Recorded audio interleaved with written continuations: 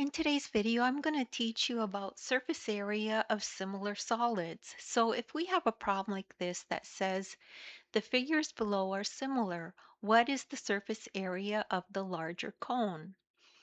So first thing to remember, since the cones are similar, all linear dimensions scale by the same factor.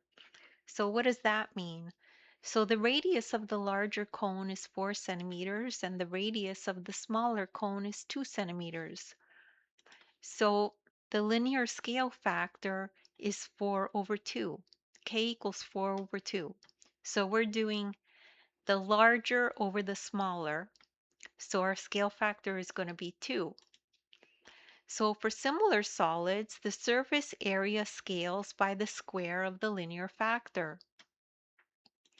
So our area scale factor is going to be k squared. So we square 2 and we get 4. So k squared equals S2 over S1, the ratio of the larger over the smaller. Okay, we're doing larger over smaller. So now we have our area scale factor and we can start plugging in numbers.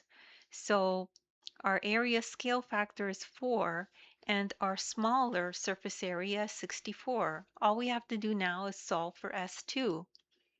So we multiply both sides by 64 so that the 64 here cancels. And then we're left with S2 equals 256 when we multiply 64 times 4. And that's it. That's all there is to that problem. And don't worry if you don't understand that right away. You could rewatch the video as well. Take a look at the description. There's a link there to my ebook that you could download. In the ebook, you'll find a link to this very lesson, and you can follow along in the ebook as you watch the video. As well, in the description, you'll find links to other videos of mine that I've done that are similar. You could check those out if you need extra help. Please make sure to like and subscribe, and thank you so much for listening.